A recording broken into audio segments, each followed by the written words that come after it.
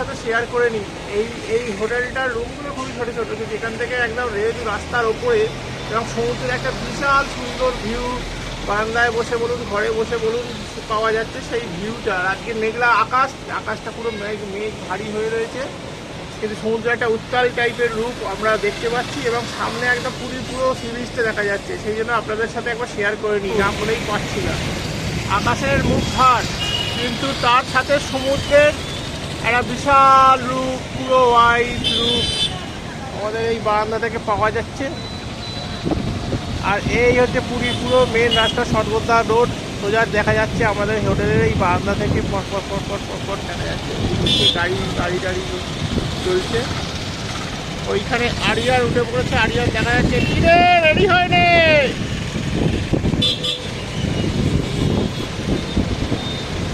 এই হলো সমুদ্র। আপনাদেরকে একটু জুম করেও দেখায় সামনে মহাপ্রভুর এই জাস্ট দেখা যাচ্ছে মহাপ্রভুর মূর্তিটা। এবার এই একদম রাস্তার ওপরে হোটেল। এই দেখুন, ব্যস্ততম পুরীর শুরুর একটা দিন, 15ই আগস্ট, 15 আগস্ট। কত লোক এই সকালবেলাতেও সমুদ্রের পাড়ে গিয়ে হাঁটতে চলে গেছে, একটুখানি পা ভিজিয়ে নিচ্ছে। হয়তো তারা কখনো আজকের দিনটা থাকবে, কালকের দিনটা থাকবে, হয়তো কেউ রোববার ফিরে যাবে, কেউ শনিবার ফিরে যাবে হয়তো।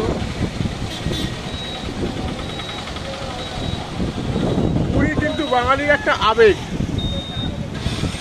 পুরী অনেক মানুষ অনেক জায়গায় যায়, অনেক জায়গায় ঘোরে, কিন্তু পুরী যেন বাঙালির একটা আবেগ। কিন্তু বাঙালিরা মানে এতটাই বেশি পুরীকে ভালোবাসে যে সেটা বলার নয়।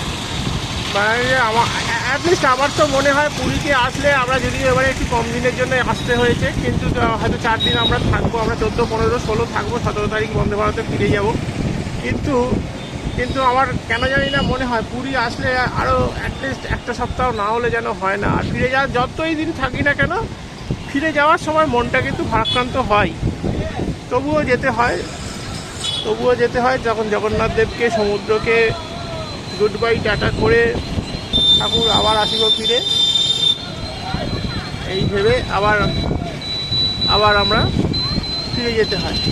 আবার হয়তো ওয়েট করতে হয় 1টা বছর বা অ্যাটলিস্ট 7-8টা মাস বাদে আমরা হয়তো আবার ঘুরে পুরীতে আসি।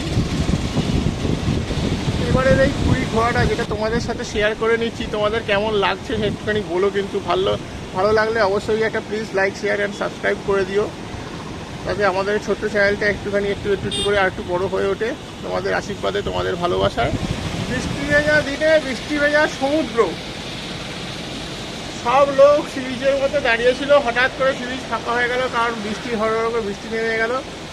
এবার অনেক লোক সমুদ্রে, তাও কিছু লোকের কিন্তু উত্তেজনার অভাব নেই, তারা কিন্তু ওই বৃষ্টির মধ্যেই সমুদ্রের মাঝখানে চান করছে। একটু চেষ্টা করছি আপনাদের কাছে জুম করে দেখাতে।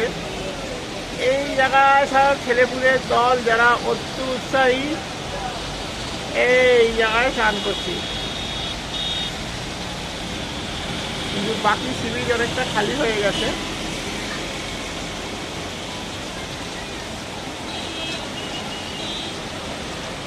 সমুদ্র প্রচুর ফুসছে।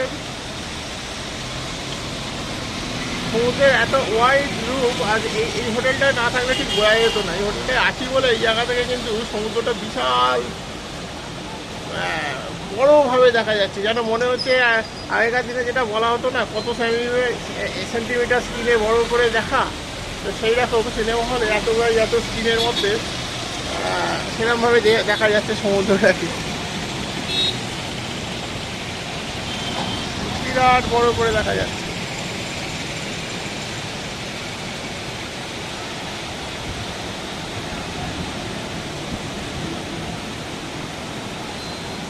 মুষলধারে বৃষ্টি পড়ছে। বন্ধুরা, আজকে আমরা বেরিয়ে পড়েছি যে পুরীর যেরকম ট্যুর হয়, সে উড়িষ্যা ট্যুরিজমের থেকেই গাড়ি নিয়েছি, কিন্তু গাড়িটা আমাদের একটু কাস্টমাইজ করে নেওয়া হয়েছে।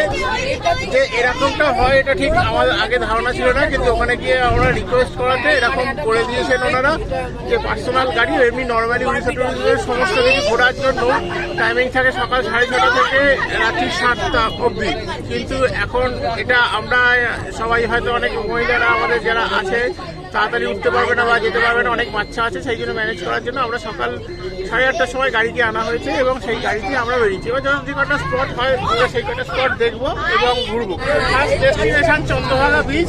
ফার্স্টে আমরা চন্দ্রভাগা বিচে যাবো, সেখানে গাড়ি দাঁড়াবে, এখানে চন্দ্রভাগা বিচ দেখে নেবো। তারপরে আমরা যাবো হচ্ছে কোণার্ক দেখতে, কোণার্ক সান টেম্পল।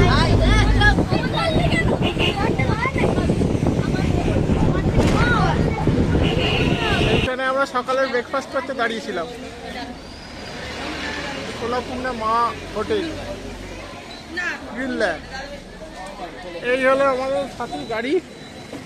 এই গাড়িটাকে ফোর্স ট্রাভেলারে করে আজকে আমরা সারাটা দিন ঘুরবো। এই যে একজন দাঁড়িয়ে আছে, খাবার খেতে দাঁড়িয়েছিলাম, সেখানে আমরা ধোসা ইডলি বিভিন্ন রকম খেলাম। এইখানটা এই জায়গাটা খুব সুন্দর, বালেশ্বর টেম্পলে যাওয়ার একটা তোরণদ্বার টাইপের করা রয়েছে, এখনো কমপ্লিট হয়নি, বাট ভালো লাগছে।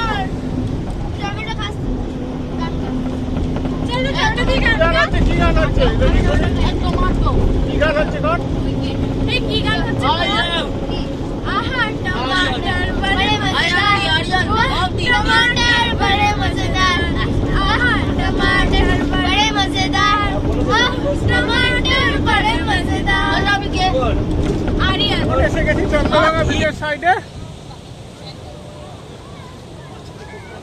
হ্যাঁ, বিচের সামনে সবাই বিচেরা দাঁড়িয়ে আছে, পেছন দিকে সমুদ্র। এই হলো আমাদের চন্দ্রভাগা বিচ। ওদিকে ক্যাপ্টেন নিজের ফোনে ছবি তুলছে, নিজের সেলফি তুলতে ব্যস্ত।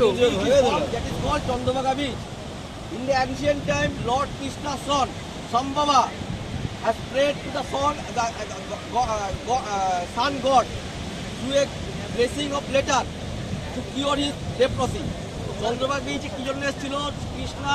কৃষ্ণর যে ছেলে সম্বা এখানে সূর্যের কাছে লেটারের মাধ্যমে প্রার্থনা করেছিল এবং তাতে তার লেপ্রসি কুষ্ঠ রোগ কিওর হয়েছিল। এবং কুষ্ঠ এটা ইসে আছে, এটা কথায় আছে, যেটা হচ্ছে কুষ্ঠরোগ leprosy use to cure here at Chandrabhaga beach. That's why people use to come here to cure his or her leprosy disease. ঠিক আছে, এটাই ছোট্ট করে হলো। ঠিক আছে, good justification by our great guideline বাইকার্সের দল আসছে আজকে 15 আগস্টে। সবাই একদম বন্দে মাতরম করে চলে এসেছে চন্দ্রভাগা বিচ ঘুরতে। এরকম নিয়ে বেরোতে হবে, এরকম নিয়ে বেরোতে হবে। 15 আগস্টে বাইকার্সের দল সবাই চলে এসেছে, দেখতে বাইক নিয়ে ঘুরছে বন্দে মাতরম।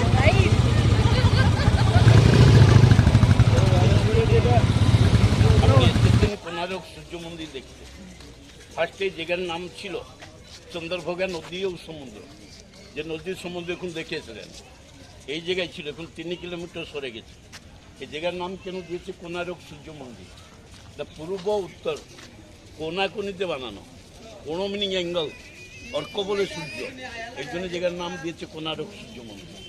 সবাই বলে কি কোণারক সূর্য মন্দির, কিন্তু এটা বানিয়েছে রথর কল্পনায়, বা 7টা ঘোড়া 24টা চাকা এরকম রথটাকে টেনে নিয়ে যাচ্ছেন। এই নদী ও সমুদ্র ধারে কেন রাজারা মন্দিরটা করেছে? এটা বাপর যুগের কাহিনী। শ্রীকৃষ্ণের ছেলে ছিল শাম্ব, বাবা মবিসম্বাদ লেপ্রসি হয়েছে, কুষ্ঠ ব্যাধি। এখানে 12 বছর তপস্যা করে সূর্য পুজো করে নদীতে স্নান করে লেপ্রসি থেকে আরোগ্য হয়েছে। শাম্ব যখন কুষ্ঠরোগ থেকে আরোগ্য হয়েছে, উড়িষ্যার রাজা লাঙ্গুড়া নরসিংহদেবী মন্দিরটাকে বানিয়েছে।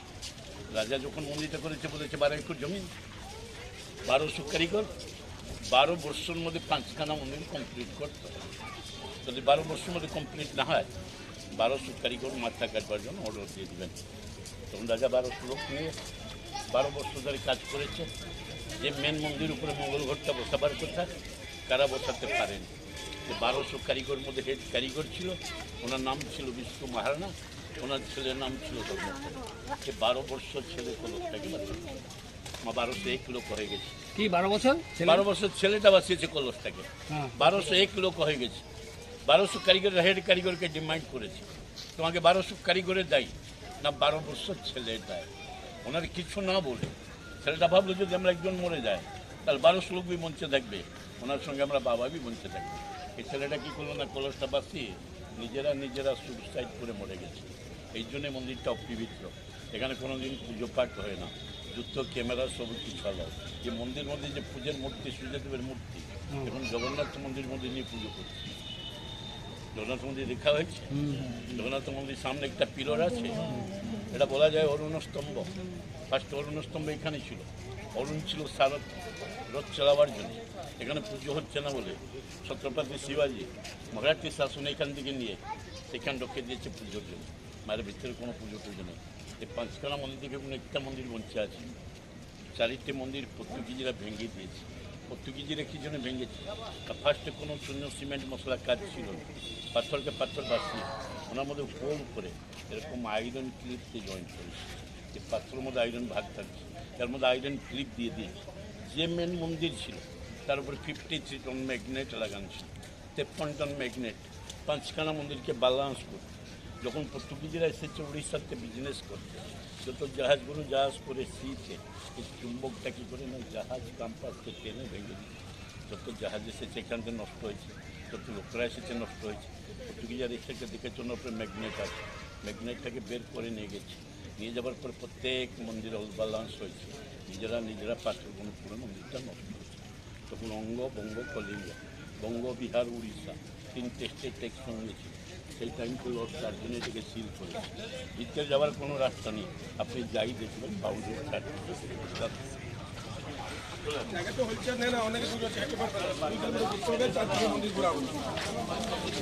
তখন 78-এ দেখেছি, এখন একই রকম। খুব সুন্দর করে এখানে রঙ্গন ফুল করা হয়েছে। আগে মন্দিরের সামনের এই এরিয়াটা একটু ব্ল্যাঙ্ক ছিল, কিন্তু এখন এই জায়গাটা দুপাশে খুব সুন্দর করে গাছালি মূর্তি দিয়ে সাজানো হয়েছে।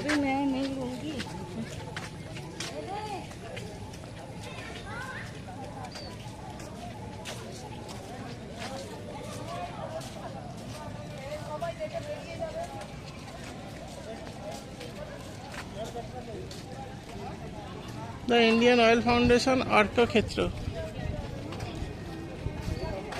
এইটা ওই মিউজিয়ামটা, বুঝলেন তো?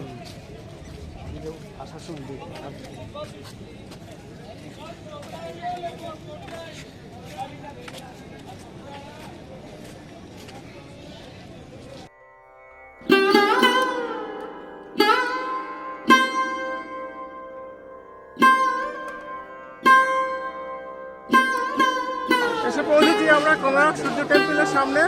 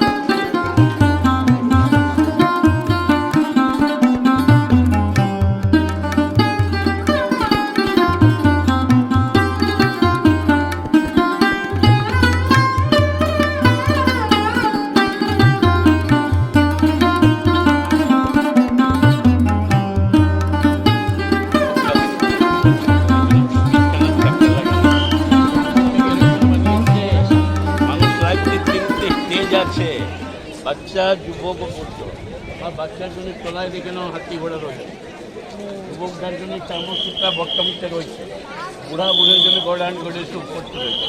তারা কীরকম উদ্দেশ্যে এসেছে এরকম দেখে দিতে পারেন। পুরো লাইফকে নিয়ে মন্দিরটা বানানো, একটু দেখে চলে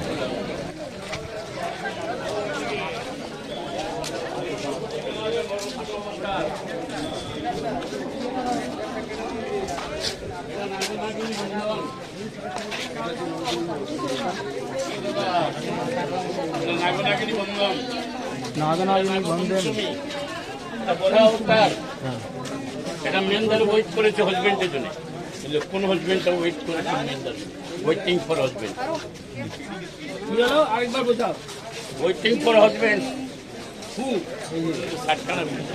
একটু সাইডে দোকান পড়বে, আপনি টাইমটা কালেকশন করলে অ্যাকুরেট টাইমটা বোঝা যায়।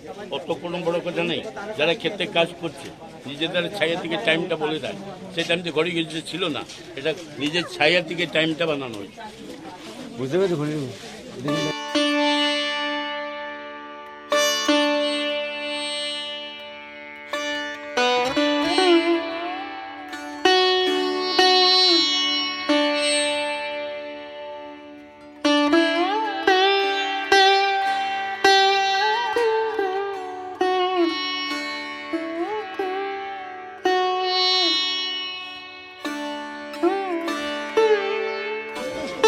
বিয়া করেছে দাসীরা নিয়ে আসছে না, আগেকালের যুগে দাসীরা আসতো, দুটো দাসী দুপাশে দাঁড়িয়েছে, পাউডার বক্স বেনিট বেগিনি, ওরা আয়না নিয়ে মেকআপ হচ্ছে, এটা বহু লেসবিয়ান মেন্দার এনজয়মেন্ট। এটা রাত্রিবেলা আপনি কিরকম জানবেন, রাত্রিবেলা ইঁদুর চলছে মশারি উপরে, ইঁদুর রাত্রি কে ইঁদুর বেড়ে। এটা শ্রবণ কুমার বাবা মন্দ আছে বেড়াতে ঘোরাবার জন্য বাবা মাকে ভাগ করে নিয়ে যাচ্ছে, অন্ধমুনি বাবা মাকে। হ্যাঁ সব যাবে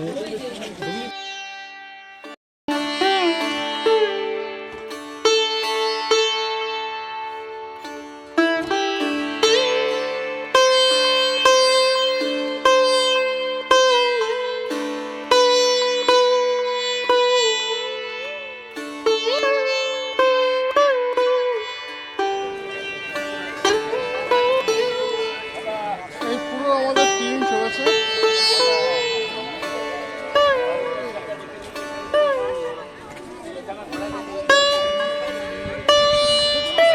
ঘোরা করে যাবার সময় আপনি আম গাছ তলায় যাবেন, এখন নিজের একটু ঘুরে ছবি টবি তুলো, যে কোনো মুখ থেকে টচ করে ছবি তুলতে নিচে দিকে দাঁড়িয়ে আপনি যত ছবি তুলতে পারেন, এই ফিল্ডের বাইরে দাঁড়িয়ে ছবি তুলতে পারেন।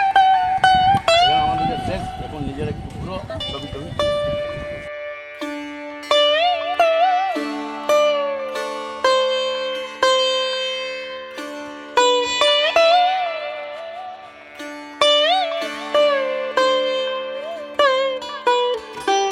চারপাশের পার্কটা খুব সুন্দর করে সাজানো হয়েছে। হ্যাঁ, এই হলো টোটাল মন্দির চত্বরটা। এই সামনে বিশাল একটা বটবৃক্ষ রয়েছে, যেটা প্রায় 250 বছরের পুরনো।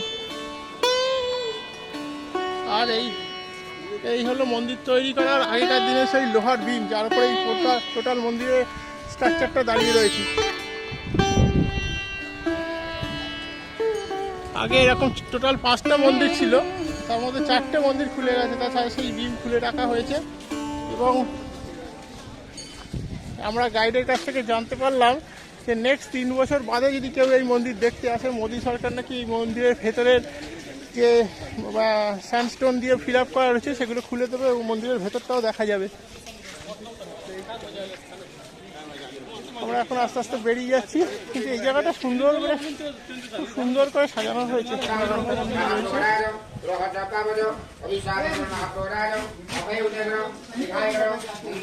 ওর থেকে জাস্ট বেরোলাম, এখানে প্রচুর এখানে এরকম হয়, সূর্য মন্দিরে হ্যান্ডিক্রাফটসের দোকান রয়েছে, প্রচুর দোকান রয়েছে। এখানে সামনে কাজু বাদাম বিক্রি হচ্ছে, আর এখানে পোস্ত খুব সস্তা, জানি না পোস্তগুলো আসল কি নকল। আবার 150 টাকা কেন বাবা? সব পোস্ত দিচ্ছে না, ওটা অন্য কিছু গো। পোস্ত দাদা, হ্যাঁ, লস খেয়ে যাবো। এত বড় বড় দানা, এত পাখির শস্যের মতো লাগছে। পলিশওয়ালা 150 টাকা, আরে সবই তো 150 টাকা। কত গ্রাম এটা? 250 টাকা। 250 গ্রাম 150, আচ্ছা। না, তুমি এখন এই পোস্ত হবে না। নিয়ে এলাম দাদা, আমি একটা নিয়েছি, নিয়ে ঠকেছি। কত টাকা দিবে?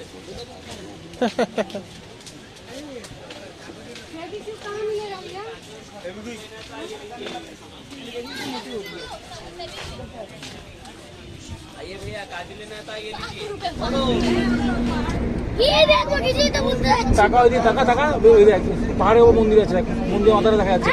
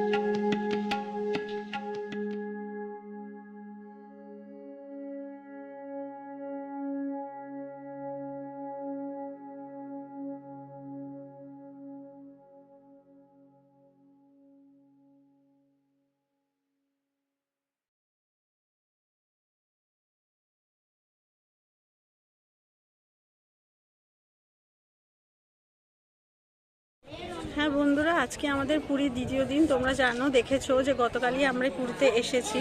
তো গতকাল পুজো দেওয়ার ব্যাপার ছিল, আজকে সাইট সিনের ব্যাপার আছে। তা আজকে আমরা ওটিটিসির বাসে করেই আজকে ভাড়া করেই আর কি এই সাইট সিন করছি। তো এখন আমরা ধবলগিরিতে আছি। ধবলগিরি থেকে আর কোথায় যাব ঠিক জানি না, তবে সাইট সিনগুলো করছি, তোমরা দেখতে থাকো। তা আরও যেখানে যেখানে যাব সেগুলো তোমাদের সঙ্গে শেয়ার করব।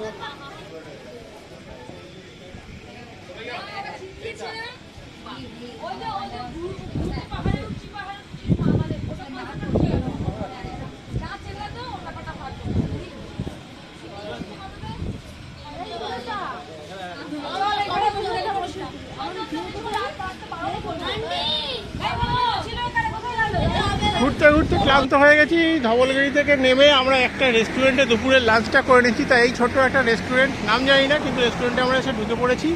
এই জায়গাতে কি, এটা কি ব্যারাঙ্গিস রেস্টুরেন্ট। আচ্ছা, এই রেস্টুরেন্টে আমরা ঢুকে পড়েছি। ঢুকে খেতে বসেছি। আমরা কেউ ভাত কেউ রুটি খাবে, অর্ডার দিয়েছি। মোটামুটি আমরা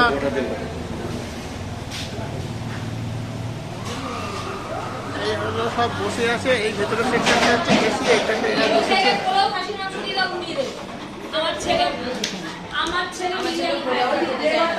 People are waiting for the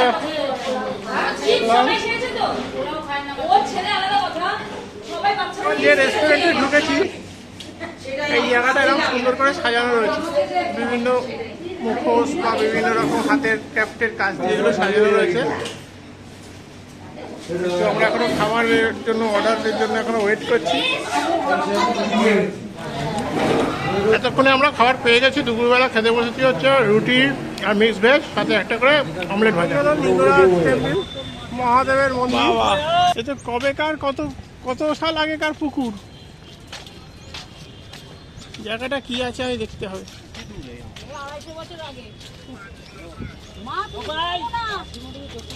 এই ধারে ধারে কেন, মেয়েকে সামনে যেতে দিচ্ছ কেন গো?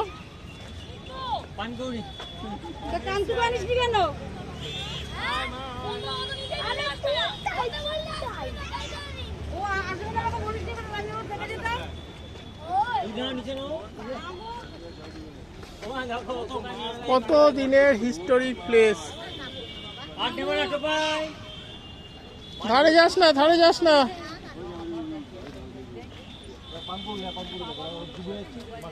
বাবু, অত ধারে নিচে নেবো না।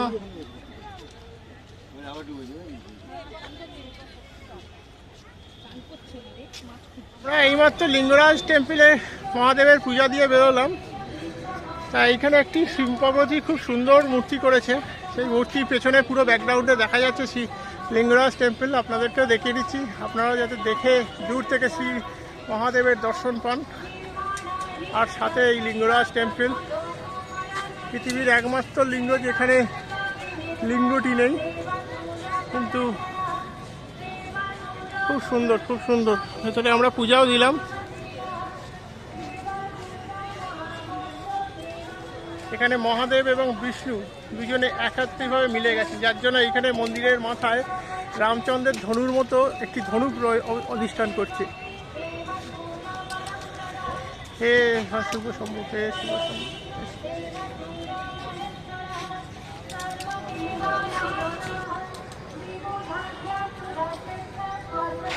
খুব সুন্দর দেখাচ্ছে, এখান থেকে লিঙ্গরাজ টেম্পলটাকে খুব সুন্দর দেখাচ্ছে।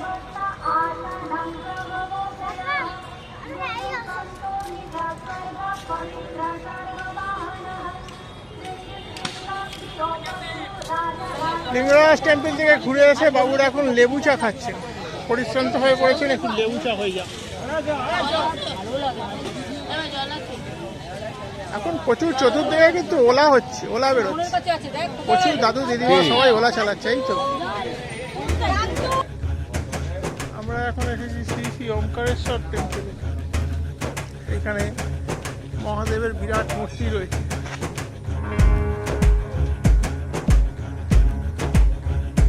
মহাদেবের সুন্দর মূর্তি রয়েছে।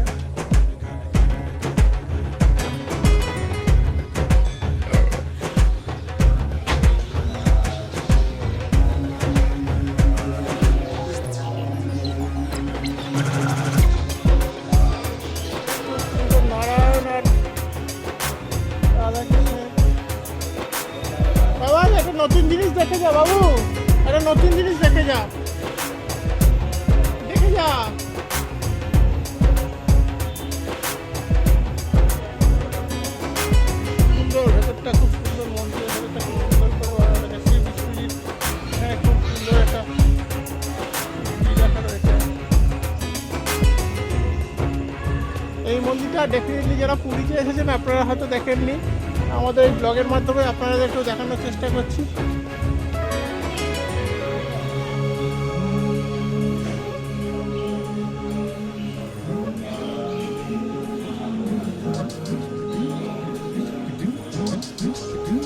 দাঁড়া বাবা, একটু আমার সাথে সাথে চল।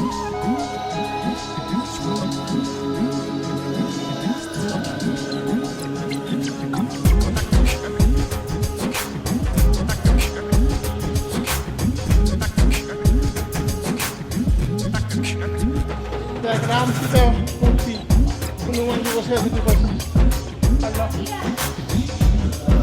প্রভু শ্রীরামের মূর্তি রয়েছে, এখানে মা সীতা দেবীর মূর্তি রয়েছে, এখানে আমাদের রয়েছে হনুমান।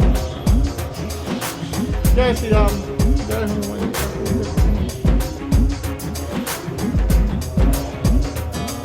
সুন্দর মূর্তি। মন্দিরের গায়ে প্রচুর দেবদেবীর কাজকর্ম করা রয়েছে বিভিন্ন।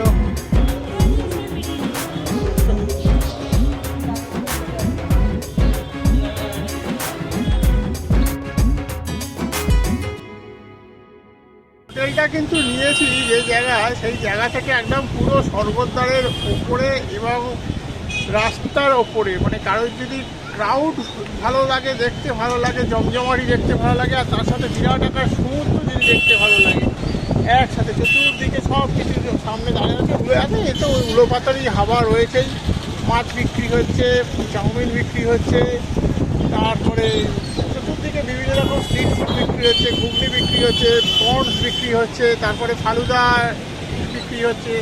আর পুরীর ব্যস্ততম একটা টুরিস্ট স্পট যেরকম হয়, এরকম ব্যস্ততম জায়গা থেকে পুরোটা দেখা যাচ্ছে, পুরোটা দেখা যাচ্ছে, পুরোটা দেখা যাচ্ছে,